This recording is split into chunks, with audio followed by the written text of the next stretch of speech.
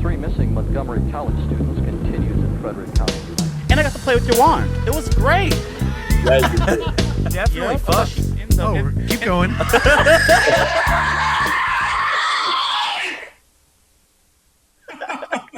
Oh, I love your Terrifier shirt.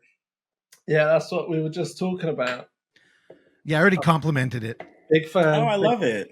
Oh, I'm late. I'm sorry. All right, well, so let's talk about Alien a little bit. So, Charlie, you didn't like Alien. Damn, dude, what the hell? Coming out hot. No, Well, because he has the shirt on. I was like, let's just segue into that. I liked it. I thought it was a good film, but my expectations were just so high, because I love Fede Alvarez. I love Evil Dead, and I thought he was going to take, I thought it was a perfect match for what we want to see with Alien, and I think that my expectations, I just wanted that epic level, when I'm watching the film, I just want to feel like I've been taken.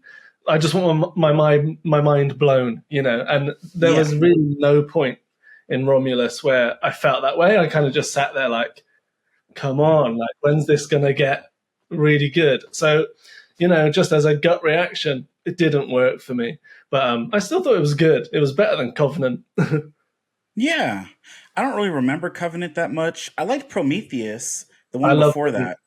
That one was great. And we just watched Alien. I don't think I've ever seen the first one, but me, Russell, we went to go see that like the 40th anniversary or whatever it was, or maybe it was 50 years. I don't know. I can't count. Anyway, so we watched that, and I was like, I loved it. That one was thrilling. So I'm not a big Alien fan, I guess I should say, but I liked Romulus. My favorite part was the gravity scene where she was like shooting them all up, and then all the little acid was just floating and shit.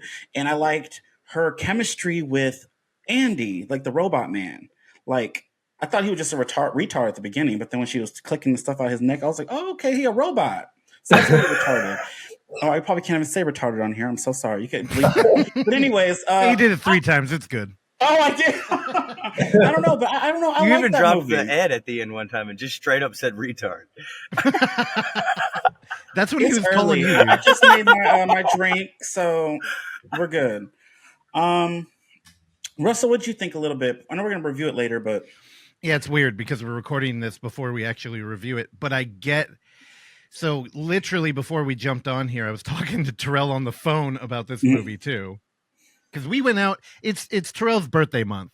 So we're celebrating all month, and I force fed him Hennessy, which I didn't really have to twist his arm in my defense, but we went and saw it in 4DX, so we had like the rumble chair, and he I don't know. Can I say it, Terrell, without you getting mad at me? No, I don't care. I fell asleep. That's why I had to go see it again. He passed out. So we were rumbling in these chairs, and he was out, and I was sitting there trying to shake him awake. But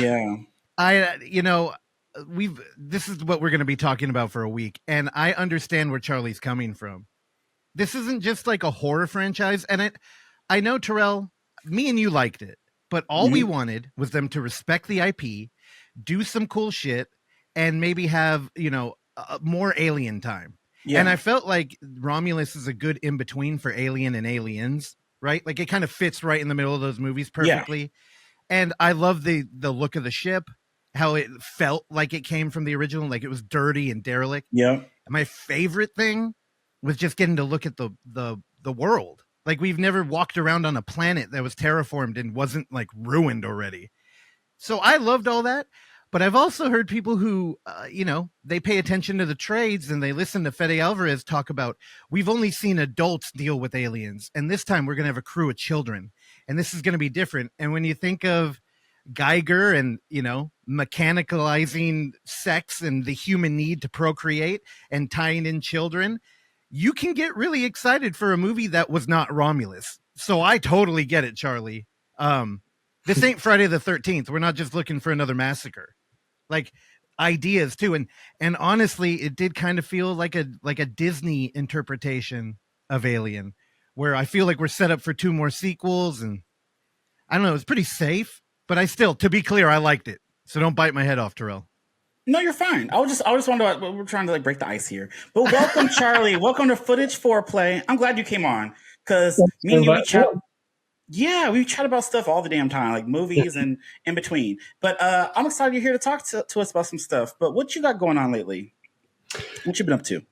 What have I got going on? I've been finishing post-production and delivering a Christmas slasher movie, which comes out in November. So that's really been my main thing for things that are sort of upcoming, and then just lots and lots of work for things in the future.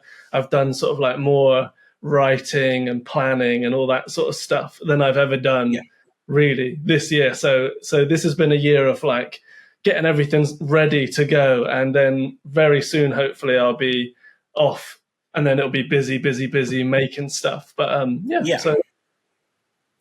So the Christmas slasher, what is that going to be called? I don't know if we talked about that. We talked about some other stuff, but I don't know if we talked about the Christmas one.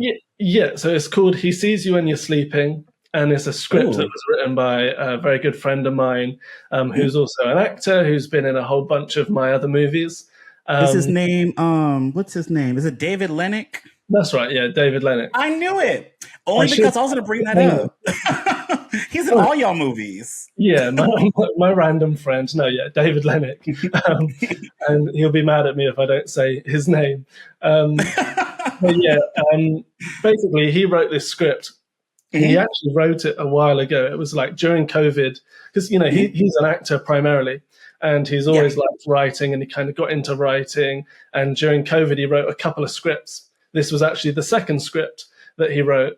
And I really loved it. And I always wanted to do it because it's, it's like it's kind of a bit like Scream. It's that sort of vibe of horror. Like it's a murder, who's the murderer type slasher. Who done it? I think is a little bit lighter on the horror side. It's not like, I love Lucio Fulci and Argento and more hardcore sort of gore and gothic stuff. This is a bit more lighthearted.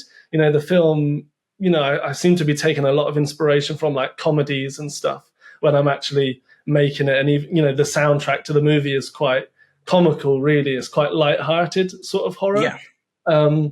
Anyway, he wrote it, and he was bringing together his love of slashers like Black Christmas and his love of soap operas like Dallas and stuff like that. So there's a lot of... You watches Dallas? Okay. He loves all of that. And so it's really bringing together those two, very different things to make a film where, you've got characters being very sort of bitchy and backstabby and killing people in order to get hold of the inheritance and that sort of thing. So that's the sort of movie it is, yeah. Okay.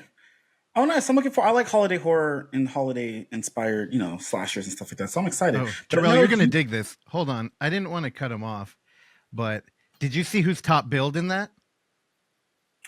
No. Who? Caroline Williams. Oh, I love her. Yeah. She's sweet. I met her at Monsterpalooza, and she just thought I was just the nicest thing. She just kept giving me hugs, and then she posted me on her Instagram. She's like, "Oh, my new friend," and all this stuff, and I was so happy. Oh my God. She was great. But yeah, she's every time I see her, that girl always naked. So is she naked in this too? Ooh. No, she wasn't naked, although I did see her almost naked. That was offset. I know you did, because we all did. So I'm gonna believe you on that one. Well, I can't spoil the movie, but there's a very key character in the movie, and when it came to casting this character, I wanted someone with a horror name who could really bring that sort of presence to the role. Yeah. And Caroline was top of the list. I'm a huge Texas Chainsaw Massacre fan, but I'm a huge Texas. I know, that's why I wore this. It's your what? It's Leatherface. That's why I wore Leatherface. Oh, you wear Leatherface. Oh, I couldn't He's tell. pandering. Oh, I see. Yeah. But yeah, and I love Texas Chainsaw Massacre too. I probably, when I first watched it, I preferred Chainsaw 2 over Chainsaw 1. As I've gotten older, I think I keep coming back maybe a little bit more to the first one. But anyway, I'm a huge fan of Caroline, so it was really cool to get to work with her.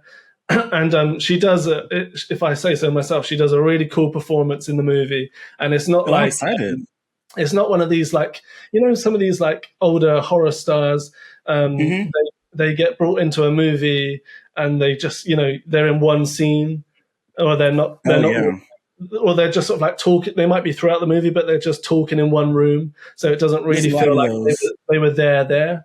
But her character in this film she is one of the main elements. You know, she's there all the way through. She was with us on set for multiple days. And then we've got another horror name in it, which is Lauren Marie Taylor, who was from Friday the 13th, Part 2.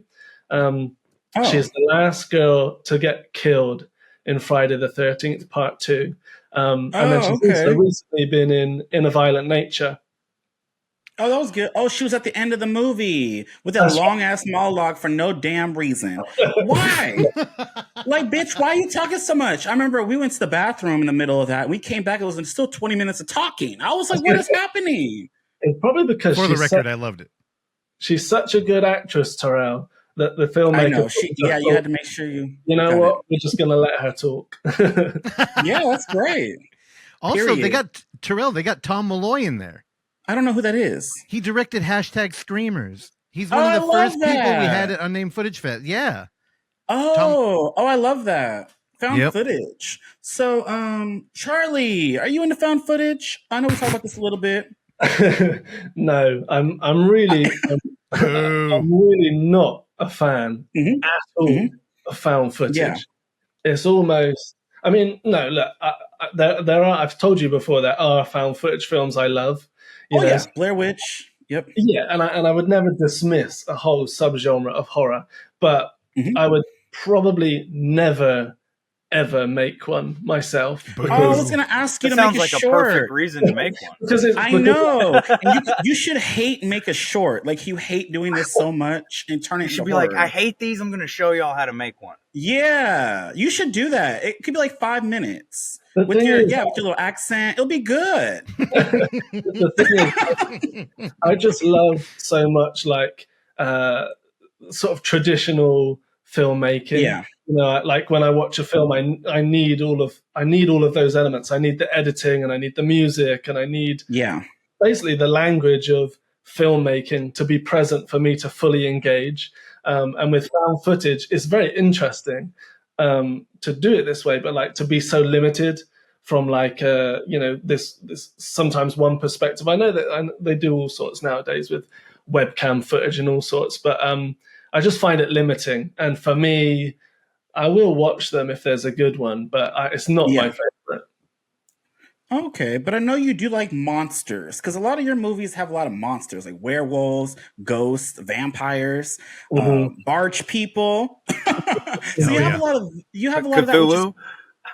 Yeah. Okay, and well, you started off. Okay, you have 2 short films though. Talking about short films, were those your first films you did? The one that I really want to see is I wrote these down. You have 2. It's called Erotic Green.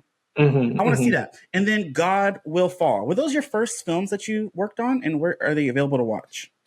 So basically, when I was younger, when I was a teenager, I just picked up the camera and got my mates together and started making movies.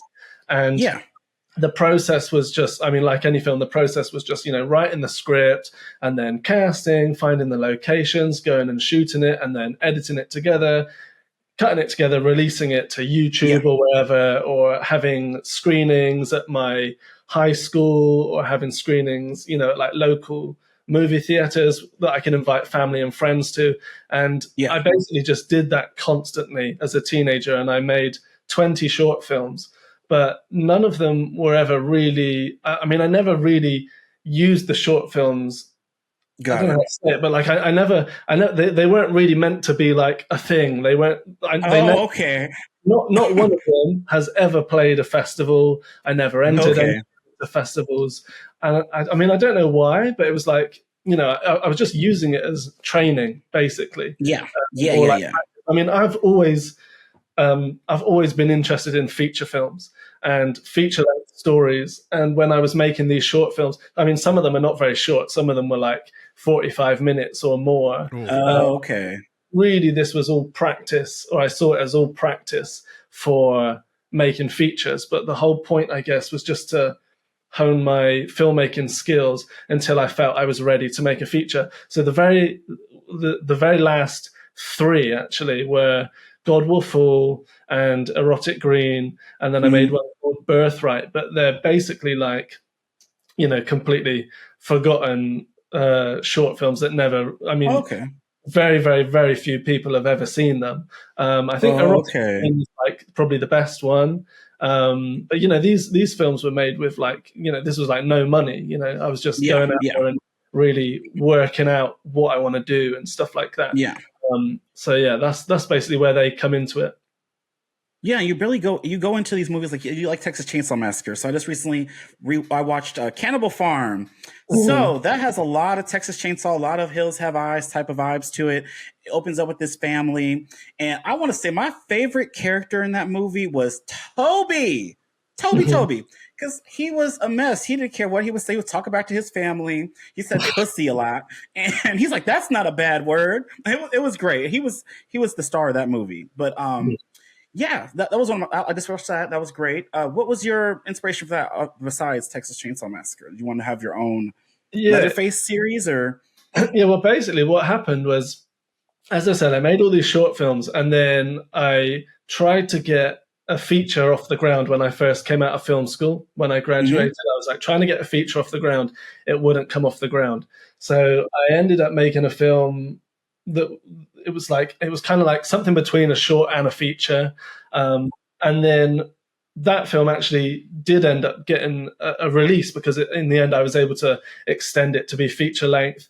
It got released, it got put on DVD, and I started earning money from it. And that was kind of, I was 21 or 22 at the time, and I kind of thought, oh, I can get all this together and I can actually make something that people can actually, distribute to DVD. So I thought, well, I guess like the filmmaking starts now then. So the first thing I wanted to put together was a horror film, I wanted that to be like my first kind of feature that I was putting out there. So that was Cannibal Farm. And I'd love to tell you that like the inspiration was really well thought out, but especially that I was so young, it wasn't. It was just that on the film I was doing before this short that became a feature. That was like a sort of like an attempt at a science fiction film, but it was all filmed in a shed. And while I was filming in the shed, that's where Evan lives, by the way. Evan stays in a shed. You see it? Yeah, I'm in a shed in Mississippi currently. Mm-hmm. But while I was filming in this shed, I would come out of the shed, and it was a shed on a big farm, and I was looking around the farm, and I was just thinking, why did I decide to film in this little shed where I built a little set in the little shed? I'm looking around at this farm, and I'm like, why didn't I just set a film on a farm? I've got this whole farm all around me that looks really cool, really creepy. And then in the sci-fi movie, I had one of these characters was like semi-naked, wearing a loincloth and wearing a like severed human face mask covered in blood. And he was just roaming around on the farm, or just on like a lunch break. And I was just looking at him, thinking, he was just on break. And I was thinking, this image here, the guy with the chopped off face walking around on a farm looks 10 times more, impressive and scary than what I'm shooting in the shed. So when it came time to do my first horror movie, it was like, it takes a lot of inspiration in a way from the style of movie that Texas Chainsaw Massacre is and Hills Have Eyes is. But I wanted it to be like an anti-Chainsaw Massacre. So like to completely spoil the film, like the cannibals in the film, there's very little cannibals. They're not really the bad guys. The bad guys are the family. The stepdad within the family is essentially selling his family for meat to this sort of like rich society who buys, human meat. And the sort of Leatherface characters, they're like sympathetic characters. They're basically slaves of the rich people. So I wanted to try and change things up a bit, but it was an early attempt. It was basically a no budget film, and because I've got the distribution rights to the film in the UK, and it's never had a UK release, I actually recently sat down to sort of watch it again, which I sort of rarely do. It's been 5 or 6 years probably since I've seen it. I sort of sat down to watch it because it's gonna get it ready for a Blu-ray release, and it was just so bad that I was like, if I released it on Blu-ray, I'd be tarnishing my any reputation I might have. I was like, I'm not releasing this. I feel you. I mean, so you got it right with the cannibals. Later on, you put out Death Ranch. This was great. It had these 3 siblings, and they're on the run. They're gonna go stay in this another little abandoned place, and at this place, there's some KKK cannibals. Right, much like the last movie, the real monster is man. You know. All right, so that was so this movie was pretty brutal for what it was. You had a guy's balls getting burned by a lighter. I was like, oh my god, and he was kind of hot too. She was shirtless in this movie. How'd you get this cast? It was great. All right, well, basically, so later on in my filmmaking, I got to after Cannibal Farm had passed. I was then making a lot of films for companies who were hiring me and saying, we want a werewolf film, we want a vampire film.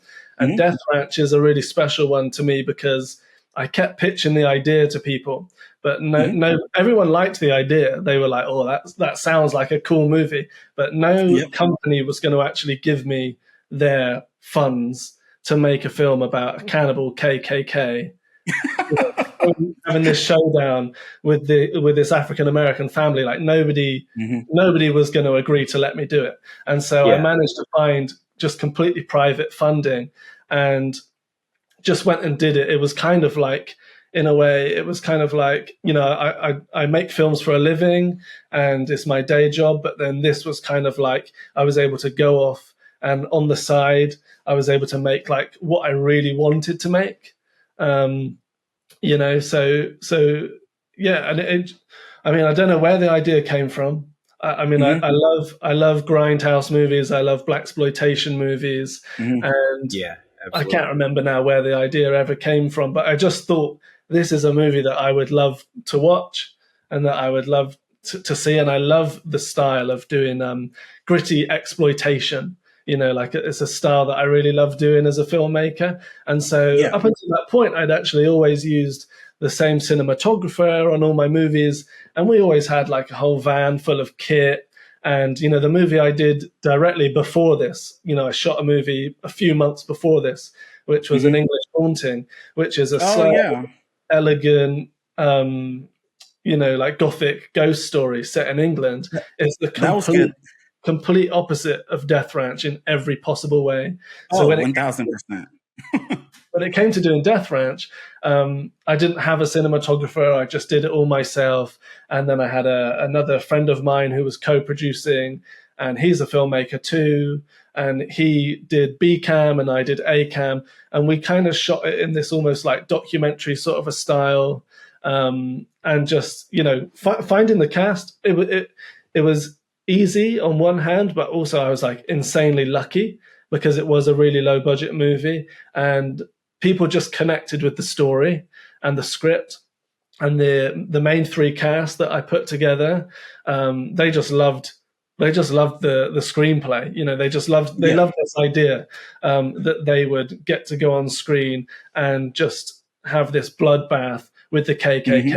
And I mean, it's a spoiler, but like obviously those characters are victorious, and it's a very anti-KKK, anti-racist type of a film, which is sort of why I had, I guess, the confidence to just go ahead and do this type of a movie, and just like, there's all these elements of racism in the film, but it was kind of just like it's so anti-racism that we're just. Well, that's a conversation we've had. Is like just depiction doesn't equal endorsement. Like you can show something without being for it. I'm pissed. Like Charlie, you have to answer questions. I'm mad. You stole our culture, dude. You took it across the pond. What the fuck? That's an American story you're telling over there in England. I don't like it, dude. You know what? When I was there, everyone was saying, oh, if you were an American writer and director, this would be very problematic. But they go, oh, it's fine, you're British. So, so I have a question. How did you get the clan costumes? Like, did you have those custom made, or like, how do you even have that conversation? Right. You'll love this. My grandma she does, clothes, and she makes clothes, she makes curtains. She went to Oh, fashion she a school. seamstress? Yeah, I mean, Okay. I don't know. Thank you, but I don't know what the term is. But we'll go with seamstress. Oh. Anyway, I said to her, I need these hoods built. I need these KKK hoods made, because I mean, I didn't know where. I wouldn't even know where to begin to buy them. But she was sending me photos like, is it too tall? Is it too pointy, with her sort of like wearing it on her head, while she's on a sewing machine trying to get these hoods. And then I had to take them in my hand luggage over to Tennessee. And I was worried. So I was slipping them inside my T-shirts and then folding the shirts. Oh, my Lanta. So that, like, if anyone started going through the luggage, at the security check-in, no one would be like, what the hell is this? You got about 15 KKK hoods. And then the robes were actually they were just like monks' robes. So that's how the costumes came together. Yeah. Yeah. Do you have any pictures of your grandma wearing it? Well, maybe somewhere in probably have been deleted a long time ago. You erased that proof. I don't know. I had fun with Death Ranch. You seen Death Ranch, right, Evan? Yeah, I like Death Ranch a good bit. I watched it a few years back, and I really like it. And of course, I like all the Southern set kind of stuff, and I love that it's like about the KKK and like about like Oh, really? What do you love about that? Yeah, why do you love the KKK? Because it's about like dark Southern history, and it's like a cool way to frame a blaxploitation movie, and like I really liked it. Yeah, Evan also has a picture of his grandma wearing one of those hoods, so it wasn't for a movie. It wasn't. She's KKK? No, it was a joke, Terrell. Oh. Anyways, okay. So Russell loved Winter Skin. And Winter Skin, let's talk about Winter Skin a little bit. I did. You also had David Lennox in that one too. David's been in a lot of y'all movies. Y'all besties? Yeah. Yeah, he's great too in all these movies. It's almost like an American Horror Story thing. All your movies, like different, same characters. You also had a guy, Tim Court something. He was in a couple of your films too, so it's kind of cool they come back and play different roles. Yeah. I basically have a pool of actors that I continuously use again and again. And it's hard to come by good actors, and then when you do, I mean, the actors I work with, like they inspire me a lot. I write a role and then I cast someone. If they're a really good actor, then I'll be inspired then to write them a role in the next one. And they'll be saying to me, "Oh, put me in the next one. Put me as a really, I want to play a really horrible, bad person. I want to, be cutting someone's head off or whatever." So then I'll incorporate those ideas. And so in Winter Skin, I had David in the lead role. And then in An English Haunting, I had David in the lead role. So in that year, those were the two films I made. So The Grandfather. That movie kind of scary. I don't want to that old house. Yeah, they're great.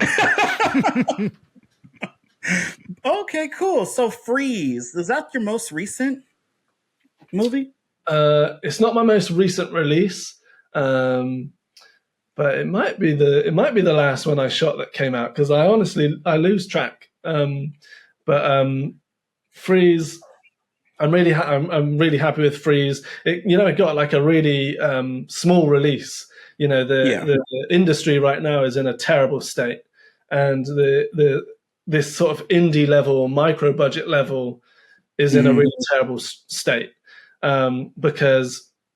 Well, I mean, I won't get into it, but basically when Freeze came out, I was very happy with the film, but the release has been completely minimal. So, anyone watching this probably has never even heard of it, but, I urge you, if you're going to go and check out any of the films that we talk about of mine, go and look at Freeze, because no one's really seen it. It's on Tubi, right? I don't know. Is it streaming on Amazon? I think it is on Tubi. I'll check and see. It's on Prime. I think it is. I know they put it on YouTube, so you can just watch the whole thing on YouTube, which is like... Okay. Oh, nice. Okay. Not very it is on Tubi, by the way. Oh, it is? Cool. Yeah. Well, hopefully some people start clicking on it at some point. Yeah, I'm going to go click on it for you a few times. Yeah, we watched one last night, Gods of the Deep, which is what we thought was the newest one. And I really enjoyed it. I love, the Lovecraftian kind of vibe, and I love underwater, and it reminded me of that movie in a lot of ways. And so liked basically, like Gods of the Deep and Freeze, they're good to talk about together because I shot Gods of the Deep first in 2021, I think. I shot Gods of the Deep first, and I love Lovecraft. I'm a huge Lovecraft fanatic, and it's really difficult to do Lovecraft on screen.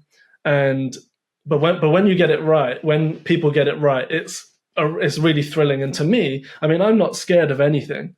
And like when I'm watching horror films, nothing actually scares me. But there are nothing at all. Not one thing. Well, only sharks. I don't like sharks. And if a shark, you don't like sharks? No. So you watched The Meg? Did you like The Meg? I did watch The Meg. I mean, it's complete trash, but I enjoyed it sort of. Oh, I know. Okay, I want to know what movies you like after this. Okay, but I cut you off.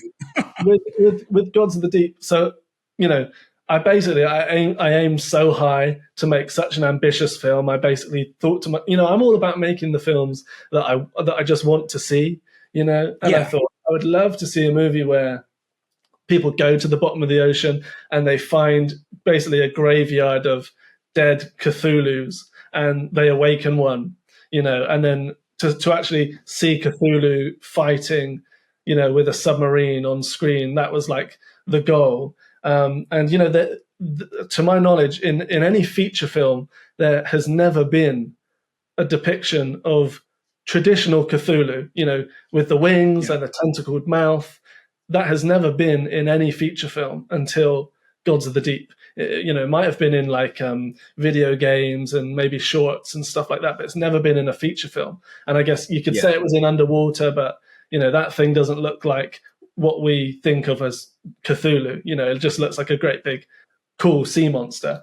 But anyway, the film, so ambitious for the budget, and in a way it's fallen completely sort of flat on its face in my mind, because what the finished film is nothing compared to what I was actually trying to do. It was a terrible idea because the budget limitation is so severe that I just look at the thing and I'm just like, for God's sake, why did I do this? Why did I even bother? We really thought that for what it's worth, that you stretched the budget a long way, because we were talking about, while we were watching it, how well the production design was executed and stuff. We thought so. We think you did a good job, stretching that budget. Yeah, that's good to hear. But yeah, I mean, I was completely disappointed with the results, and the reason it took so long to actually finally come out earlier this year is because, in a way, I was just kind of like done with it, and the effects were so intensive. I mean, when I went into the film, I had all these plans to have like a big VFX team, and they were going to do this, and then COVID really heavily interfered with the film as well, because we shot during a lockdown, and then when everything reopened, everything that I had just went flying out the window. Locations pulled out because COVID was over, they could reopen, so all my locations dropped out. Everyone became busy. My VFX team, they completely dropped out. So one thing I will say about the film is that like all of the effects in it are entirely practical. Like there is not one computer element in the film, which, I mean, you can tell when you watch it. I'm not saying they're great effects, but they are literally practical. Everything you see was made by me building it physically in my living room with a black curtain and putting fog in the way and using the camera. And then there is a bit of like compositing going on. But, I built, the big underwater gateway and the ruins and stuff are all carved by hand out of foam. So it was really a labor of love that dragged on and on and on for months, which is why I've got such a like sort of love-hate relationship with the film. But that's why it took a long time to get finished. But once I'd shot the film, I wanted to try Lovecraft again. I was it was a real disappointment for me, and I'm like, shit, this is difficult to really pull off a Lovecraftian film. And so when I went into Freeze, the whole idea was I want to do Lovecraft again, but again, I want to try and get it right this time. I want to learn from all the mistakes I made on Gods of the Deep.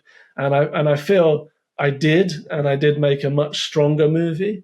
But then once again, Lovecraft remains to be really difficult, and I'm going ahead. I'm going to keep trying Lovecraftian horror until I finally get to the point where I've got it right. But I'm more than willing to use all of my films up until this point, anyway. As I'm happy to go out and experiment, and just use them to learn. If I wanted to make the best film I possibly could, maybe I should just sort of focus on what I've done in the past in my 16 or so feature films that I actually got right, but instead every single film I try something completely new, like we said earlier, English Haunting is a slow gothic ghost story, and then Death Ranch is like this southern exploitation movie. Is two completely different styles, but I'm all about just sort of like expanding my skills as a filmmaker so that when somebody hands me a decent sized budget, I have so many skills, and I can hopefully this works out, hopefully make a decent movie.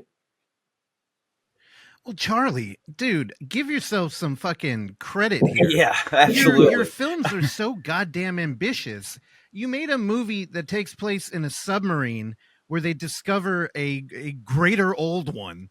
And you use, I felt alien in that whole movie. Like, you did the underwater trick with light and fog, and you pulled it off. You had miniatures in there. You had a full,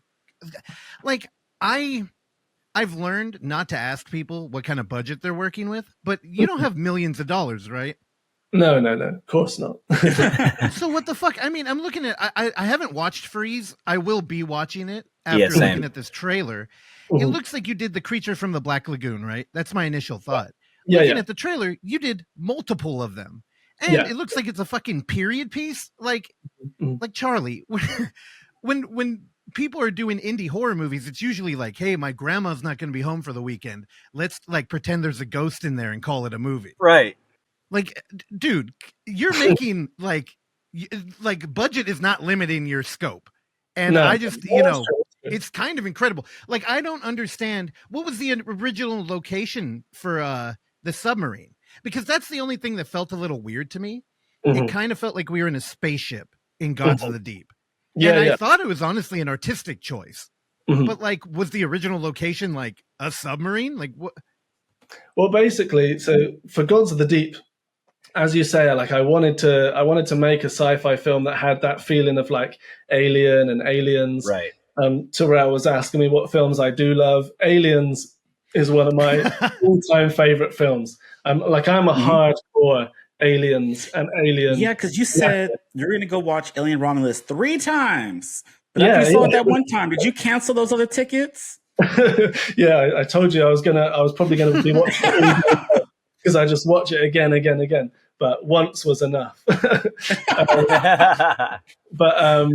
yeah, I'd wager you also love The Thing, huh? Because you could totally see some John Carpenter's The Thing in Gods of the Deep too, with the flamethrower, the way they bring the sample back and all that stuff. Huge fan of The Thing as well. But yeah, I mean, what I don't like about submarine films is that, I mean, it makes sense, but when you're in a submersible, not even a submarine, but in the case of like this film, it's a submersible. They're so tiny, they're so compact. They are. So I definitely used the idea that this is a sci-fi movie where in this world they can make a submersible that is actually quite big, I mean, it looks more like a spaceship than a submarine, absolutely. I wanted to try and get everything in there. I wanted to make sure I had water and flooding. I wanted to make sure I had fire, and I wanted to make sure I had, slime and blood. That's like the holy trinity for me of a sci-fi film. You need water and fire and blood. We're just playing that around as much as possible. And so I knew that I needed a set big enough to actually allow me all of those different elements. So I was never going to make something that was like in a contained little room. I don't know. For me, I just I love action. That's probably what it is at the end of the day. Something that a lot of filmmakers with micro budgets and very independent filmmakers, they're not really doing films that have all the action, have all the carnage and the mayhem. And for me, as a film fan, that's what gets me going. So when I'm making my own films, I mean, it is so difficult to pull it off. And some of the, even in Gods of the Deep, some of the sequences, hey, people got to remember, it might look simple when you watch Alien Romulus or some Hollywood level movie. It might look simple because they've got a whole team and all the money in the world. But when it's basically just me and a tiny skeleton crew and not much money to try and execute, machine guns going off and fire going off and tentacles and slime, it takes days and days and days, of trying to get it right. So look, the love and the passion is always there, going into all my movies. But yeah, that's basically where that came from, just to allow the scale of action I wanted. Yeah, but Charlie, you got it. Like everything you said, I'm like, dude, that was in the movie. So I'm so confused that like how did losing that first location impact it? Because if it did, it didn't come through in the screen. Right. Yeah. Okay. Well, that's good. I mean, my issues with it, like for me, that submarine set, like, me and my friends, we built that submarine set from the ground up. Congratulations, dude. That shit looked good. Okay, good. But I mean, every single thing in it, every pipe and every computer screen, all the graphics on the computer screens, every button, all of these things, the other thing people got to remember is I think a lot of films that get made at this level, people put their money together and they say, I'm going off to make a film. And they can just slowly, over the course of a year or even 2 years, they can leisurely make sure that they get that film together because it's their passion project. But, Gods of the Deep for me was my passion project. But, before that film, I'd just been on another shoot, a 6-week-long shoot. And I have deadlines and I have companies breathing down my neck because this is my day job, and I have a very small window of time. And so, I've got I can't remember how many weeks it took me to build the set for Gods of the Deep, but I know we overran and went a little bit over schedule. But there comes a point where you just have to cut it off. And there's me, I've got a go-kart and I've got a, angle grinder and I'm sawing the wheels off the go-kart and I'm adding bits to it and trying to make it look like this deep sea rover. So my literal blood, sweat and tears goes into these movies, but at this budget level, it's an impossible task. And then when all is said and done, you go onto Letterboxd and people say, "Oh, that was a go-kart," It's just it's a go-kart. You love that Letterboxd. that's not a deep sea submarine. That's a go-kart. And that's not a console in a submarine. That's a DJ mixer. Oh my god! People are analyzing this movie. Oh yeah. I mean, all sort of low budget filmmakers, and I'm sure high budget filmmakers too, but all low budget filmmakers do get bombarded with hatred, with trolls, with hatred. Yeah, I want to see them trolls go make a movie. No, they won't. Yeah, I mean, I do. I mean, in the beginning, it really annoyed me. When I made Cannibal Farm, and that's not a professionally made movie. That was my own savings going into the movie. Toby. It had Toby.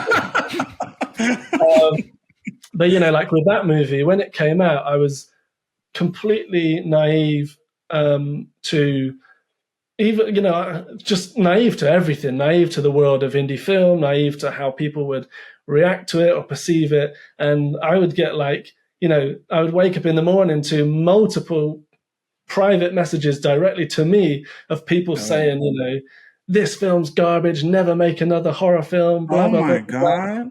So you do get all that stuff. That block button is easy to click. Yeah. But when I'm talking on anything like this, I think it's important.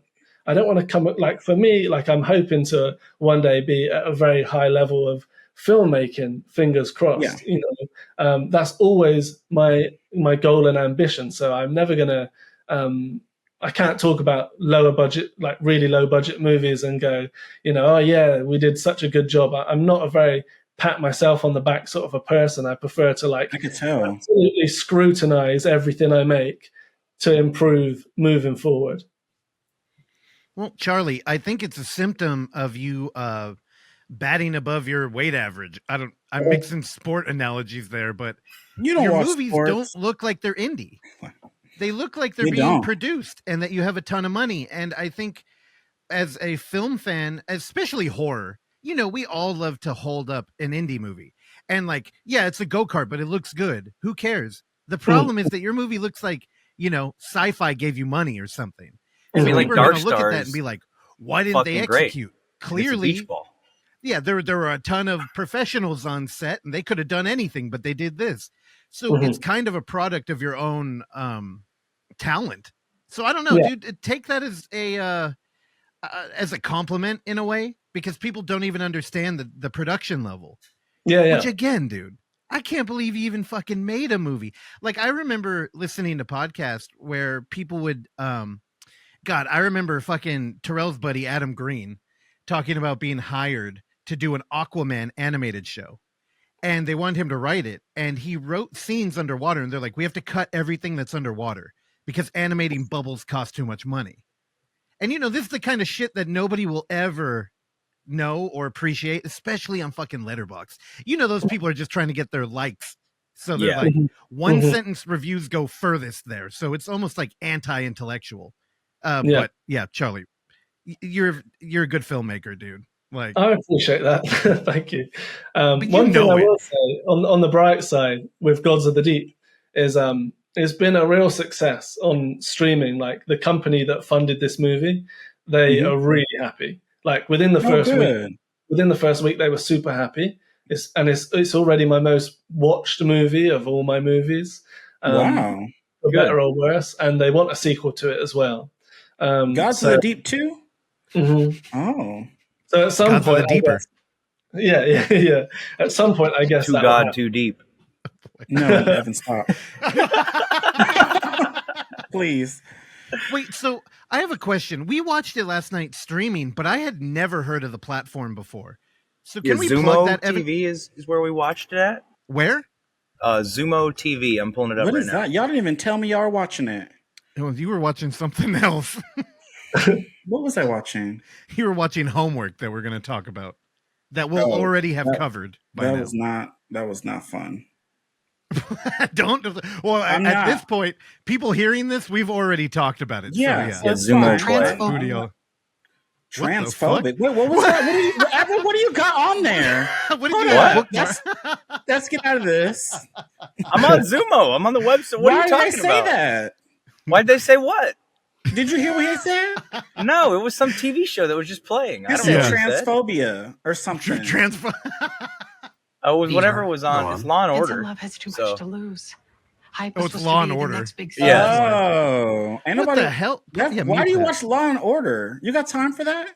I don't. It was just on the thing when I pulled it up. It was just auto playing. It's like a live TV. It's like Pluto TV where there's just channels. I don't know what that is. When you go to the website. Oh, Anaconda. I like that movie. Terrell likes those. I sure do. Can I search on this thing? Or? Okay. So Zumo, is it a website? How do people get here? Yeah, play.zumo.com is where you have to go to get to this. And you can just stream stuff on here for free. Cool. They're not a sponsor. There's We're just trying to get people to watch Gods of the Deep. Yeah, Gods of the Deep. I want to watch this now. Oh, there's Cinderella's Revenge. That was crazy. I liked that one. We're trying to promote. This was good. This is how we watched it, though. Oh, there it is. Okay. Cool. Nice.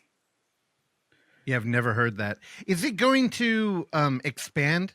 I mean, right now Tubi's popping, but like, is it on Amazon Prime too? Yeah, I think it is. It's coming onto Screenbox this month. I think in May. Good. Rad. So it's going to get a Blu-ray release. Yeah, and it's meant to get a DVD release. I sort of I lose track of the releases, and I mean, you're busy. I'm all about physical. I don't really do any streaming. Me too. You know, I like physical. So I don't. I don't know any of. I don't know any of these streaming services really. I wouldn't know which ones it's on and which ones it's not on, and which ones to watch. They got you out of the loop. For me, it's all about DVD. So I know when a film of mine comes to DVD.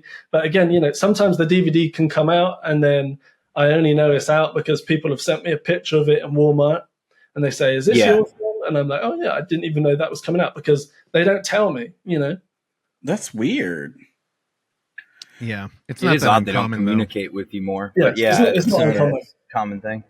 Also, you have to know every time you say DVD, you hurt Terrell's soul a little bit. Not really. I have some DVDs, but I let Blu-ray tomorrow. He knows Blu-ray Tuesday. He watches it.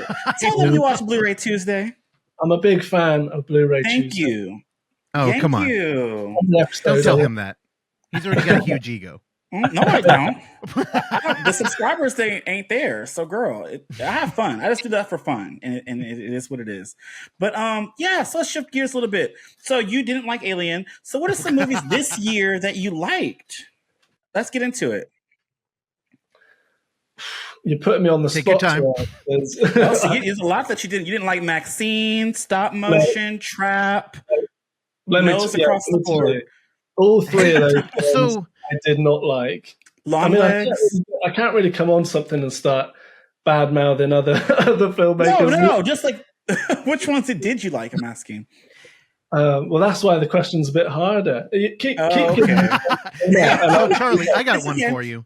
Mm-hmm. Do you remember when Kevin Williamson came back and he did a post-Scream slasher? Terrell came over and showed me the Peacock movie Sick. And it was kind of like Scream, but like they were tapping into Texas Chainsaw a little bit too. Like, did you like that one? I've not actually seen that one. I don't know. Okay. I don't know if that's out in the UK. Oh, we'll have to get it to you then. Well, it's coming. Oh, yeah. I think it's coming out to Blu-ray officially recently, soon, because they never had a release. But I think completely just came here silently. Okay, which might have happened.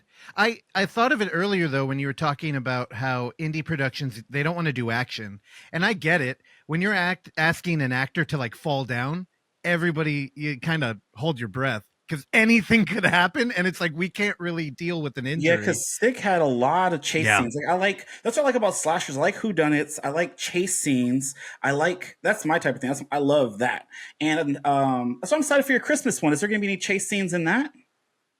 It's got that sort of a vibe where there's like characters getting chased around the house. It was like a nice big old mansion that we filmed in. Yeah.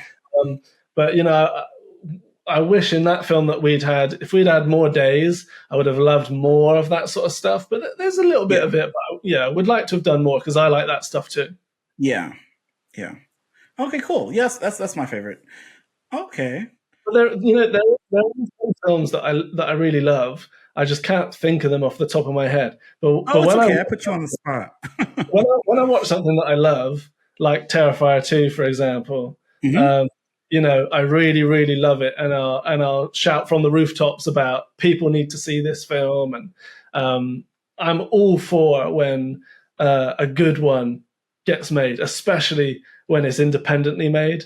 And there are definitely some that just can't come to me right now. That I love, but I'm not good at thinking on the spot. Oh, okay. Well, are you excited for Terrifier 3? I am. Yeah. October, can't get here fast enough. And Spirit Halloween, I don't know if y'all have Spirit stores or Halloween stores around this time in the UK. Probably not. Okay. Yeah, but they have a hell of Art the Clown stuff, and it'd be selling like hotcakes. Well, I'm coming over to America, and I saw your post about some of the Terrifier 2 stuff. So I'll be there. I'm in Spirit Halloween most years anyway, because I'm over in the States working on something like the Christmas film we shot in New York. The year before that, I did a film in Tennessee, and then before that, I did Death Ranch. So I'm often over. So I'll be coming to get some of this stuff and take it back. You got to. That I didn't get, but I got the tumbler, the blanket, the glasses. That thing ugly right there. I didn't like that one. No, buy one, send it to Charlie. We need to get him a little Charlie, baby you want doll. that baby doll?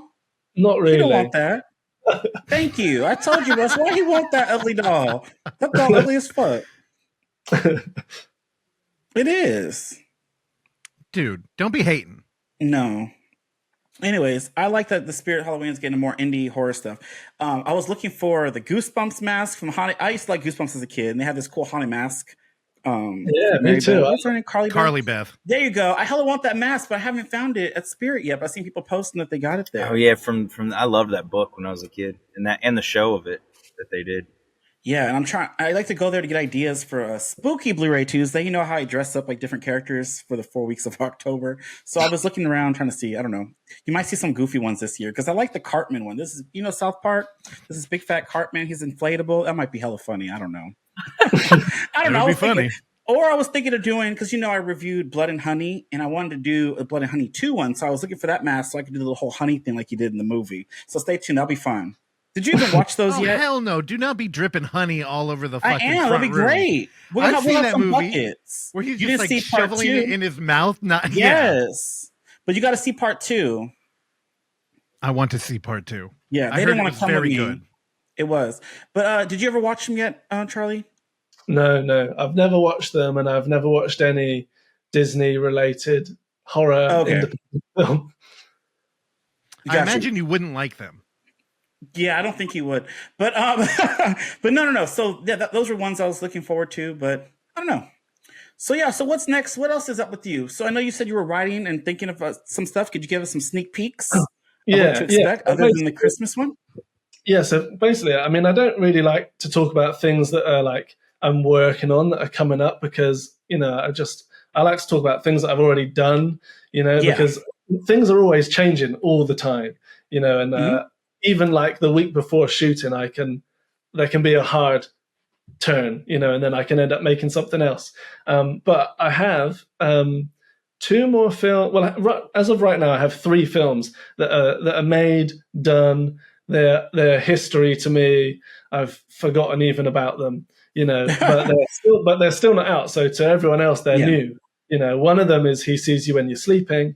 That's the most recent, actually. You asked me earlier. I'm excited for that. That's the most recent. The other one, the one that's coming out before that, next month. Well, I say that, but I was told a while ago it's coming out in September. Who knows what will actually happen? I've got no news right now of you'd think you'd have seen like the DVD artwork by now, but I've seen nothing. So who knows? But there's a film called Night Harvest, which is a slasher movie that I shot in Tennessee. Ooh. It's very back to basics, old school. It's set in the 70s. It's about a killer scarecrow, and there's a group of friends, and they break down in their RV, and they're near a cornfield, and there's a killer scarecrow with a dark history, and it's a sort of old school type slashery, Halloweeny time horror. So I've got that coming out. And then I also have one which is called Lord of Wolves, which is, again, it's me trying a completely different style that I've never attempted before. And it's sort of like it's an urban horror set in modern day, which, I never really do modern stuff. And it's set just in London. I never, like we said earlier, like with my films, it's unusual that you would see just modern day city life. Usually it's you're in a period setting, you're out in the caves, in the snow, in the deep sea submarines. I try and do that. I find it more cinematic to do that sort of thing. But basically I've lived in London for over 10 years. Throughout all my 20s I've been living in London. I've now just moved out to the countryside. But this film was I was writing it over a long period of time.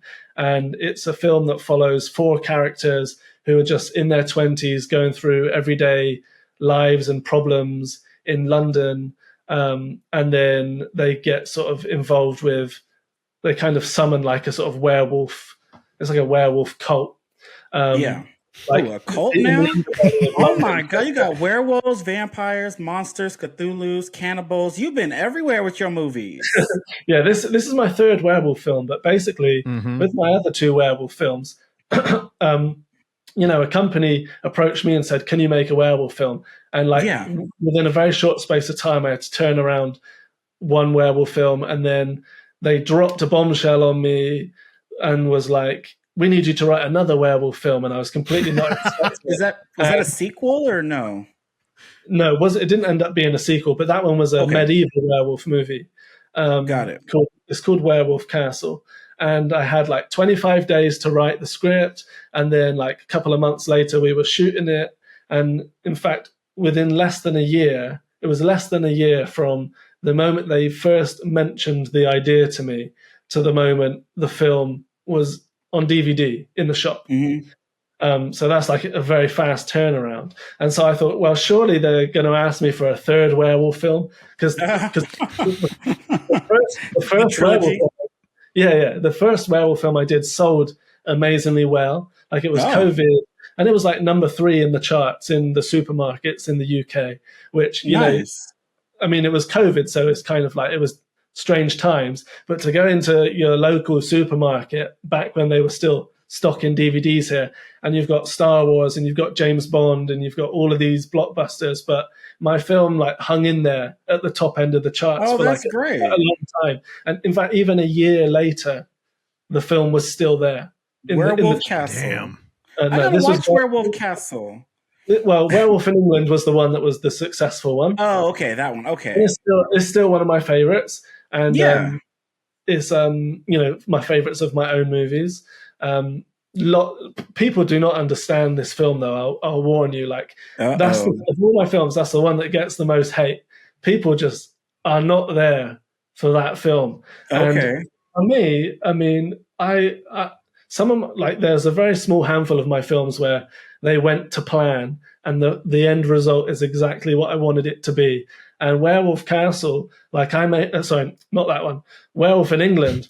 I made a film for me, for my tastes, and I like that film. You know, which is like maybe it's big-headed to say, but I enjoy when I get to watch that film at screenings and stuff. I like that film. No, Werewolf Castle, a little bit different. You know, I was trying something different there, trying to do medieval. But anyway, the point of the story was that I thought a third film was going to come up, and this time I thought I'll be prepared actually, and I'll give myself time to come up with, and like, you know, if someone was to say to me, you do a werewolf film in your own way, how would you do it? I was thinking, well, what could I do that is completely different, completely new take on the werewolf subgenre of horror? And so that's why I came up with this film. But basically 10 years of my life in London all sort of filtered into these 4 main characters, and it's really it's a drama above all else, but werewolves do come into it, but werewolves like you've never seen before, really. Got it. They're not your usual werewolves. Oh, okay. Do they glisten and stuff like Twilight? No, nothing. I'm just playing. Basically, like the werewolves in Lord of Wolves are like it's like the homeless population of London are being ruled by these, you know, wolf lords. They're sort of like, you know, they're wearing like leather trench coats, and they're all sort of raggedy, and they speak in human voice, and you know, all this sort of stuff. So it's very unlike any other, I mean, for better or worse. I mean, the werewolves for me are the most disappointing part of that whole film. But you know, that film's coming at some point anyway. It's long done, and I'm working on other things, waiting for that to be released. And in terms of other things, as I said, I don't really talk about what's coming up because who knows? Like it could change at the last minute. But Terrell said he likes Anaconda.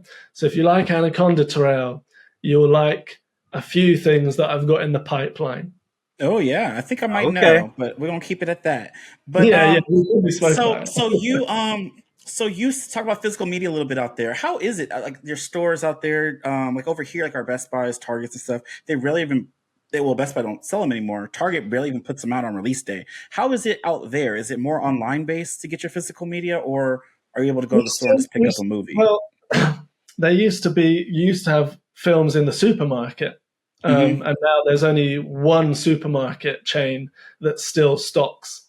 I think it's just one that still stocks Blu-rays and DVDs. So you can't get them in supermarkets, which majorly disrupted my side of the industry, because as I said, like you'd make a film like A Werewolf in England, and these distributors, they package it up with a new title, that wasn't my title, and a front cover that usually looks completely diabolical, and they throw it out there, and then people in the supermarket, they pick it up by mistake, and they chance on it, and that's our living, that's what provides the budget. But supermarket, there's nothing, which has had like catastrophic effects on the industry. But there are still, regular DVD and Blu-ray stores that you can go to. So they're still around. But yeah, it's a real shame that the supermarkets went that way. And then for a while it was, okay, the industry here in England is dead, but that's fine. You can still make these level of movie and still make your money, because in America it's still, this industry is still going. You've still got Walmart, and you walk into Walmart and you can, the whole shelf of DVDs, half of them are films of like filmmakers I know personally who are making for really low amounts of money, who basically do what I do as a living, making like very small level movies. So that was really thriving, but even now that's starting to decline as well. Okay, just wondering. It's such a bummer. I just order mine online, but sometimes they send shit without slip covers, or they come damaged, or the disc is loose. So it's kind of like, I used to like to go, and it's kind of fun to just like pick it up, look at it, and like purchase in the store. But now it's like, oh, it's got to order everything now, or everything is streaming, which I don't like streaming as much. Yeah, me too. Like, it's not the same. I want people to have, the physical copy and the artwork. Yeah. There's a whole ritual, put the disc in.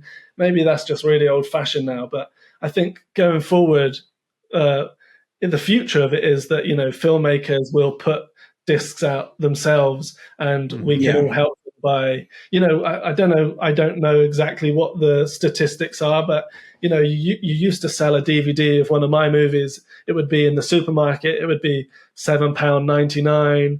And now everything's streaming or straight to streaming, and you get sometimes as little as 0.01p per time someone watches the film. So that's why the industry has just gone crashing down, basically. Yeah. So I don't know if it's still true, but when we've talked to indie filmmakers now and asked how they make their money, it used to be Amazon Prime, and I know they don't really pay out that much anymore. Like, it's actually very low now. But Tubi's kind of taken over that streaming market for indie filmmakers, and I know y'all just got Tubi over there. So is that going to be an avenue for you in the future, or are you just like... I mean, the thing is, with streaming, it's kind of impossible really to see like what your actual figures actually are. Like with physical, they send you the distributors will send you a report, and it will say, we sold this many copies of your DVD, this many copies didn't sell and got returned, and so you can actually see a breakdown. But with streaming, it's kind of just like you just have one figure. That's all you know. It says on streaming, you earned this much. And it's like, well, wait, which platforms is this? It's streaming on about 20 different platforms. And how do you know if that is actually the figure? Yeah. Right. How do you know if the distributor is lying to you? And how do you know if the streamer is lying to the distributor? Right. But for me, I think I need to move. I am trying my best to move everything into physical. Like I was saying earlier about Cannibal Farm, I didn't quite get to finish my story, which I should. I said I watched it and I thought it was not worth even distributing, because it would tarnish my reputation. Don't put out a bad movie. But what I've done is I've re-edited the whole movie to I think it's 104 minutes at the moment. I've put it down to 81 minutes. And now the film is way more streamlined, and is actually something that is still an early effort of mine, but is a watchable movie now. So when I release my own edition, because that's what I plan to do. I've got my own distribution rights back for 6 of my movies. Nice. hunted them So down. this is what I was trying to get at. Here we go. You're giving us stuff. I wanted to put to, the films that I want people to see, I want to put them together and put them out there myself. And I withheld, when everything went to DVD and Blu-ray of mine, I withheld commentaries and behind the scenes material. Like, Cannibal Farm, I've got 4 hours of behind the scenes footage that I've not really gone special through features yet. Yeah. So I've gone through all the. I mean, I've kept special features because those are for my nice collector's editions that will be out with my artwork that I've approved, and do it my way. And then the money from that will come directly into my own pocket rather than to God knows who. But I mean, the way I make my money is that a company just gives me a budget, that I take my paycheck from that. I'm not caring about what comes in on the back end. I'm not sat here waiting around for, in 1 or 2 years' time, will I get my check for, $2? I'm not waiting for that. I just take it off the top, But it is nice when your film does make some money. And you know what? This is too much information, but they used to make a lot more money, and it just has declined and declined and declined every year. That's not due to the popularity of the film. That's just due to people being thieves, and streamers being dishonest. Right. Yeah. So things I'm excited about physical, and you have to support physical media through like the horror filmmakers that you like. Go on their own websites, and buy their own merch from them. Yeah. That's the only way, actually, we're going to be able to sustain the filmmakers that we love. Oh, I agree with that. And I'm excited. So this is going to be on Blu-ray, Cannibal Farm, your re-edited version. Because it had a lot of cool things to it. Like I like the vibe of a group of family. They're kind of dysfunctional, arguing. Like I said, I like Toby, the little brother, asking what pussy was. And the mom like, oh, that's a bad word. And then you have the stepfather, this twists and turns. It has all that there. But, I'm excited to see the re-edited cut. You've basically got 25 minutes worth of stuff that I wasn't happy with. That dragged it. That is now gone. Okay. So it just flows through much better. And in fact, there was the first cut of the movie was 114 minutes, and I cut 10 minutes out. But when I did this re-edit, I did a re-edit of the 114-minute version. So there's actually scenes that were previously deleted that have now gone back in. It's nice to look back at something you did like 8 years ago, and you've just got a much better eye and a much better judgment. I had made no films then, and now I've made 16. So I was able to go in and fine-tune it. Yeah. And I've done the exact same thing with another film of mine that I did afterwards. The House of Violent Desire is another film. With the girl on the cover and is that like the erotic one with the titties are all out at the beginning? Yes. Okay. So you're going in order, it sounds like, kind of, sort of. Yeah, I mean, I edited that. I did my re-edit of that one first, but okay. I have the rights back to those two. And I have the Barge People, and I have Freeze. So Freeze can finally get a release and an edition that actually, I want people will actually be able to see it properly. And an English Haunting and a Werewolf in England. So I'm putting together my own release of all of them. And they're all sort of like, for example, with a Werewolf in England, the deadline was so insanely tight on that film. And I had like a month and a half to do all of post-production. And the film is like, there's a setup for the first sort of half an hour, but then when the werewolves come, this film is non-stop werewolf action all the way. Like, it's non-stop. It's like, it's still my most the most difficult film I've made, like from a technical perspective. It's just, it is relentless. And when I sent it off originally to the distributor, it was in the wrong frame rate, and they didn't have time. They just printed it on DVD immediately and just sent it out. Oh my God! So it's in the wrong frame rate in probably every version that exists. And I also wanted to do a bit of like denoising and stuff in post, but there was no time for that. So I think maybe this is part of the reason maybe even on a subconscious level, why people would watch it and dislike it and turn it off because it's in the wrong frame rate. It's looking a bit grainy. But, when I do my own edition, I can actually go in and I can make it look pristine, and I'm looking at it, I'm editing it. I've shot in 6K. I'm grading in 6K. I know how the film looks. But when it comes onto DVD, it's all compressed. And on streaming, even, it sounds like a hot mess, Charlie. Well, this is how you get to make really, really low budget level movies. But I'm here to put out the versions that how they should have been seen. Nice. I'm excited. I'm excited to see all these recutted films and on Blu-ray. Do you have any other behind the scenes fun stuff that you could share about any of your films that you did in 16 movies? I'm sure you got some funny stories because we want to hear it. Yeah, well, I've got too many to even know where to begin. Yeah. I bet you do. I know you do. Every single well, Charlie, film. What's your connection with Tennessee? Like, how come you keep coming out here to make movies? Yeah, good question. So basically, when I made House of Violent Desire, the trailer was edited by a friend of mine called Aaron Mertes, and he is a filmmaker himself. He did a film called Clowntergeist and Curse of the Nun. Fuck yeah. He did have Curse of the Nun.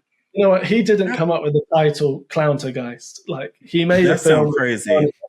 And then the distributor, this is what happens to us. The distributor comes in and goes, it's going to be Clowntergeist. It's not a good day when that happens to you. But anyway, he made a film actually called Painted in Blood with the lead actor from Death Ranch, DeAndre. He is the lead of this film, Painted in Blood. And I saw his movie Bigfoot Trap at Chattanooga. Oh yeah, Bigfoot Trap he did as well. But Painted in Blood, like I can say, because not from as you can tell on this podcast, I'm very critical of myself and of other filmmakers. But I see it. But Painted in Blood, Painted in Blood, Aaron's film is a really, really good film. And oh my God, is it black and white? Oh, never mind. That's his. He's in black and white. I'm sorry. But Painted in Blood is a really decent film that, like, I don't know if it did well or what, but it feels to me like nobody's really seen the movie, or not enough people in my opinion. So I urge everyone to go and check that out, because you watch a movie like that and you go, oh yeah, I can see Aaron making big level horror movies, for the rest of his career. But us lot, we're waiting for that breakout movie to sort of get us there. But anyway, he was working for the same company I was working for, and he was editing a trailer for my film. I was editing a trailer for Clowntergeist. And he basically got in touch with me and said, he wanted tips about my movie making. I wanted tips about his movie making. And in the end, he said, this is how Death Ranch came about. He said to me, if you ever want to come and film here in Tennessee, my family has all this land.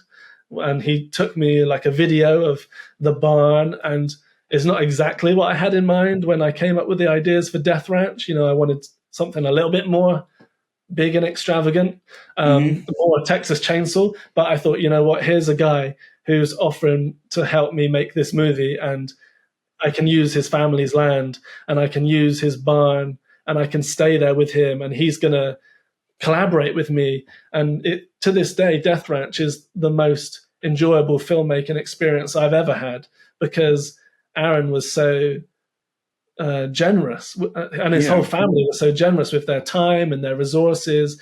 I didn't myself make that gigantic cross and burn that cross with all those KKK members. That was Aaron's parents, who were sawing down trees and chopping them in half and dousing them in petrol and helping me out with everything. So we became friends, and then I went back there to do another film, which was Night Harvest. So the reason I went back to Tennessee was because this company had given me, this company got in touch with me, and they said they needed me to make them 3 movies of that year. And for me, it was too many. I was already making Freeze at the time. And I said, I can't do 3 movies. It's too much. And they said to me, it's 3 movies or it's nothing. 3 movies or no deal. So I said, well, all right, fine. I guess I'm making 3 movies. And one of those movies was, I pitched them my own ideas. I've been lucky that most of the time I pitch my own ideas. Gods of the Deep, that wasn't thrust upon me. That's my idea to do Cthulhu and submarines and stuff, for better or worse. But one of the films they wanted me to do, the middle one of the 3 films, was going to be a gothic period horror film about Rasputin, the Mad Monk. And hell yeah. I paid a friend of mine to write the script. It was an amazing script. Really, I was ready to make it, and pre-production was well on the way. I did the casting and the auditions, and I had my cast in mind, but I had not yet told them if they were cast. And then right at the last minute, while I was shooting another film, the company said, you know what, we just don't like this script. We're going to lose money if we do this. And they said, can you do something else? And for me, this is like, this is the situation that some people, watching these movies don't understand. It's like, for me, I'm in the middle of shooting film number 1. I've got films number 2 and 3 lined up. This is my living, my day job. And here comes film number 2, and they're saying, we don't like the script. So I said, I can give you something else. And I had half of a script that I'd written during COVID, and then I'd given up on it, which was Night Harvest, the Killer Scarecrow film. And so they said to me, I sent them that idea, said it's a Killer Scarecrow movie and blah, blah, blah. And they said, yeah, let's do it, that one. And it was really part of the reason I put that one forward was because, I already had half the script written, so it was giving me a bit of a head start. Because then whilst making one film, I have to replan for a whole other film. And I had like 2 weeks of prep, got on the phone with Aaron, and I was like, if I come to Tennessee in 2 weeks, can you help me make this film? It's been dropped on me last minute. And Aaron said, yeah, I can help you out. So the flights were booked. I was still writing the script on the airplane to Tennessee. It still hadn't gone out to the cast. And then I think there was maybe 6 days of prep. All of this really highly unusual for me. Like I like to do, I really, even though it looks like it maybe from the outside, I don't like to just rush through one project after the other. In fact, I take way too much time. All the companies that hire me, they probably don't even like me because I'm always the one going way beyond the deadlines, taking way too long with a script, way too long with a prep. Like most people shoot their films in like 10 days or less. There's me, I'm shooting them in like 20 days, 25 days.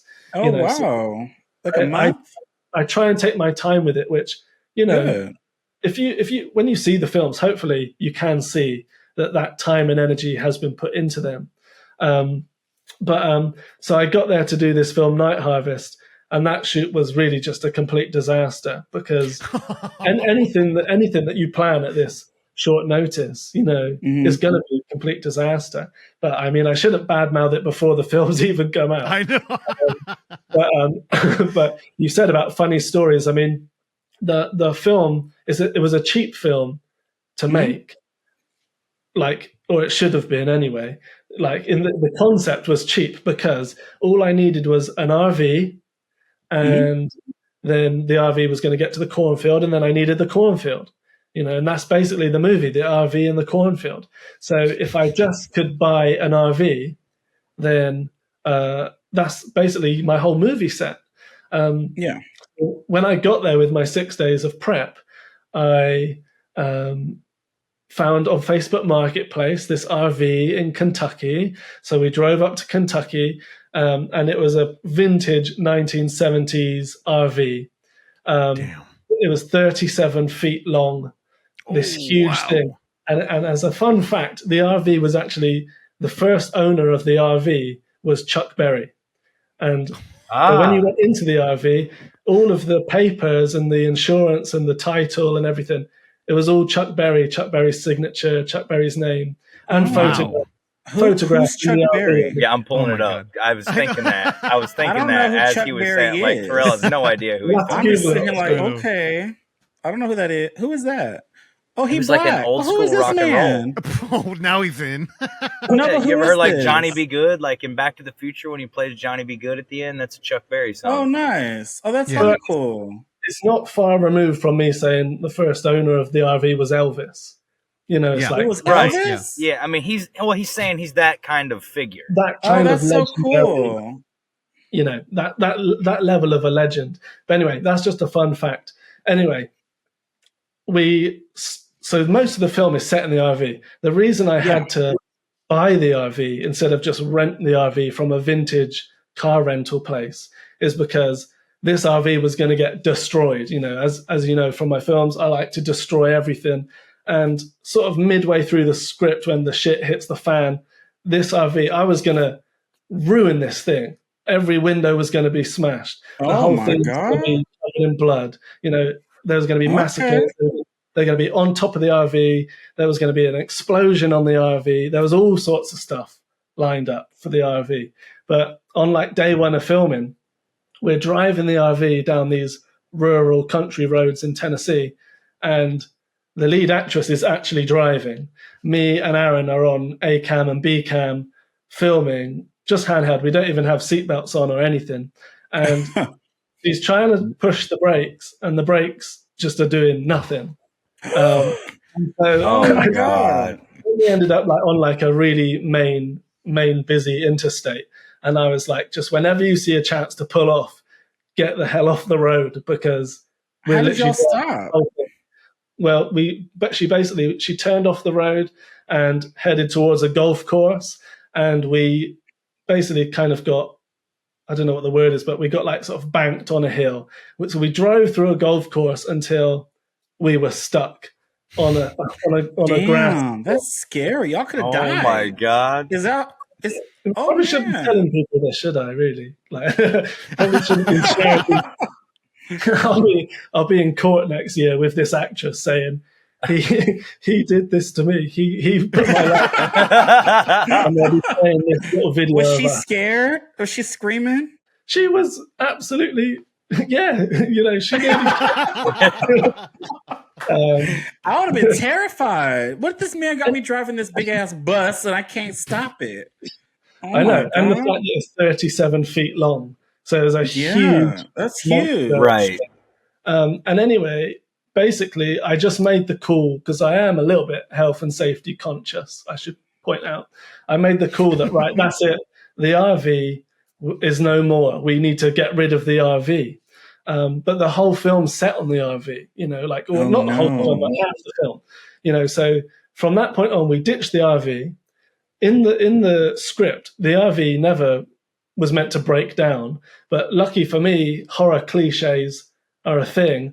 I just had to film a scene where literally the characters come out of the RV and go, "Oh my God, what's happened?" And there's all steam coming out of the, Yeah. you know, out of the front of it. And they're like, "Oh, it's broken down. I guess we're just going to have to walk and go and find somewhere." No. So that I did That's not the want start. that scene. You know, I didn't want that scene in the film. That was never in the script. That's bullshit. That's like that's what not to do in your horror film 101, Period. because it's been done to death. And there we go. I was filming it like, this is so dumb, but it just has to. Okay. You know, and so I was able to then find an old barn, and I found like a broken down school bus, and all of these sorts of things that I found online.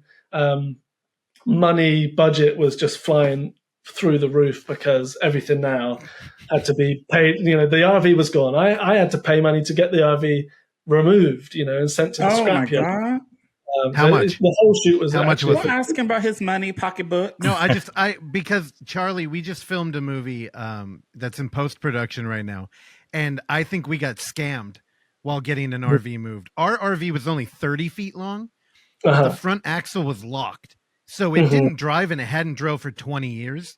And dude, we got charged $1,200 to get that thing fucking towed 7 miles. That sounds about right. Yeah. Oh, okay, good. That makes me feel better. Yeah, 'cause that's the not flatbed the- did come out, but the driver was like, "Hey, did you pay your $300?" And I was there with our homie Sean, who produced the movie, and we were like, "Fuck, Yeah, dude." yeah, no, that sounds right. It's expensive, and with the size of it, and just to get it removed, and if it doesn't drive, they've got to tow it away. I mean, I wasn't even there when they got rid of it. I don't know what happened. I just made a phone call, and then I don't know what happened to the RV. I was kind of heartbroken over the whole thing. But I'm on set then with my script, and everything revolves around the RV and characters talking about the RV and talking about driving here and doing this and all of the choreography of the scene. I mean, my scripts are not sort of like loose. I'm not one of these filmmakers that show up and just do whatever. Things are planned in meticulous detail, and my scripts also have like all of the shots that I want. I put everything in there because it's only me that's going to read it and make it. So everything goes in, and I'm rehearsing these scenes with these actors, and they're going, well, this doesn't make sense now, and that doesn't make sense now. And I'm saying, we're just going to have to kind of like improvise it and make it up on the spot. So you watch this film, and now I'm really slagging off a film that's not even been released, but you watch this film, and for the first 20 minutes, you're going, yeah, this is cool. Like, I see what Charlie's doing. Well, then everything falls into chaos, and who even knows what's even happening? Things are just happening, and you're stretching out to get to the runtime. And to be honest, like, it was such a terrible experience. And then making that film, and I've been in kind of like, I've not shot any movies this year yet, but I've been in quite like a reflective period for myself, because usually I'm just go, go, go. And my whole thing is like, just keep making them. Don't look back on what you've made, like, because that's, I don't know, it's like, it feels to me like it's dangerous. You don't want to get, you don't want to look back and start getting all, satisfied with all these films that you've done. No, it's all about driving forward and getting better and better. And I'm very cutthroat with my movies. When one is done, sent off to the distributor, and I don't care. I don't even want to think about the movie ever again. I'm on to the next one, because that's the only way I can keep progressing. But I just had such a terrible experience with that film. And then that paired with the fact that Freeze, I was so happy with, and then the release happened and like went nowhere, went completely nowhere. And then Gods of the Deep post-production was taking me forever, and that was sort of going downhill. So I kind of, in recent times, I've kind of sort of lost love with doing these indie films, like these really low budget films. But I've had to like reflect. I've reflected back on all of my movies over the past year, and kind of really thought hard about, when I do pick up the camera to make more, what do I really want to do? I can't keep making films that, turn into, not that it happens often, but I can't make any more films that turn disastrous. I really want to, I always said that like, I'll just make whatever I want until I turn 30, and I'm now 30. And that's always been what I've been saying, like, that's been my personal goal, is just to, just experiment. Because even if someone watches your film and goes, that was absolute garbage, I can say, well, hey, I was, 27, 28 or whatever, if I'm in my 20s, what were you doing in your 20s? I was making this, so give me a little bit of slack. But now that I'm 30 and I'm an old man, it's like, going forward, I need to make films that, these are me putting my best foot forward. No more experimenting. So that's why I've kind of had a bit of time of reflection. And this year I've written scripts and got to the end of writing the script and gone, it seemed a really good idea when I was, coming to write the script. I'm kind of like I'm really, really looking deeply into who wants to watch this. Why do they want to watch this? Like, I'm not here to make films for a living now, or to just entertain myself, but to put into the horror world what actually people need to see in the horror world. That's my goal. So I'm hoping that going forward, I can make films. This is why I'm so hard on myself. It's like, really trying to just level up. Mm-hmm. Well, Charlie, my God, dude, you had a company demand werewolf movies of you. These are like traditionally some of the hardest horror movies to make. Then you flew out to another country and had the central location of your movie break down and you pivoted, I think a lot of directors would have just stopped. They would have said, "Hey, it's over. Like, I'm going home." So, dude, I mean, you know, like, you're doing the work, man. And I don't know. I really think you got to move into found footage now. So check it out. Like found footage. No, we got to make a map. There's a map to the Chuck Berry RV that's lost in the desert now. And this is what you're going to do. You're going to get Aaron and you fly out there and it's all handheld camera. It's going to write itself. It's going to be fantastic and we'll premiere it. Also, we can get Terrell in there. I'm going to be his agent and we're going to get... What do we have to do to get Terrell in one of your movies? Oh, yeah. Terrell can come and be in any of my movies. Oh, right. See, that'll be fun. I want to be the next, what's his name? Your friend. Aaron? Yeah, is Aaron ever going to come out and make a movie on your home? That's what I was going to say, is you like flying to southern states to make movies. We have acres upon acres here in Mississippi if you ever get ready to shoot something. You don't want to go to your shed, Evan. You don't want none of that. Mm-mm. Yeah, if you fly out to the shed, I'll bring Terrell out there too. We can all meet up. No, he got mosquitoes, bugs, snakes, dogs, and squirrels. It's starting to sound like we're making a very different kind of movie than we've all made before. But yeah, I mean, location is really like the key to all. Like a lot of my movies have just been, if I have a location, I just follow the location because it's the hardest thing to do. I mean, it's the thing you're looking at on screen the whole time. I mean, I love building sets. Like that's always been really that's my favorite. I love like, as I said, I'm into like the traditional styles of filmmaking. So I like going way back to having a set with, all your lights rigged and doing it proper, almost like a stage play. Like that's where I'm at my most comfortable.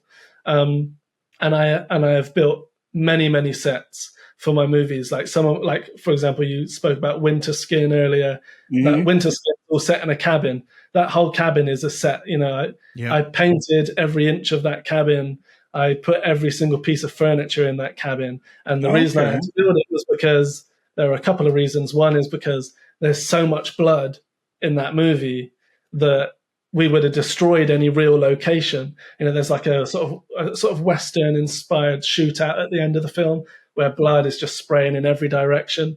And by the end of that, the entire floor of the cabin, every floorboard was warped and, bending in funny directions because so much blood had been spilled on it. And the whole cabin also had to be built a couple of feet above the ground because it has like an Evil Dead style trap door. I mean, I don't know how they did it in Evil Dead. Maybe they just had a basement, but I had to just raise the whole thing above the ground. So the whole set is on stilts. Oh, so wow. And go into the trapdoor area. So I've always loved like building the sets. But then again, with a film like An English Haunting, I was just working on some corporate video, and I was the location for the video happened to be at this amazing manor house, this huge country estate. And I'm looking around and I'm like, this just looks like a haunted house movie waiting to happen. And I'm speaking to the owner of the house, and he's saying, this house has been in my family for 1,000 years. And, it should be really like these sorts of houses get owned by the National Trust and they become like open to the public, kind of like a museum. But this is a rare event where this guy still owns it and lives in it with his family in this whole house, whole huge mansion, and a church and everything is all there on the grounds.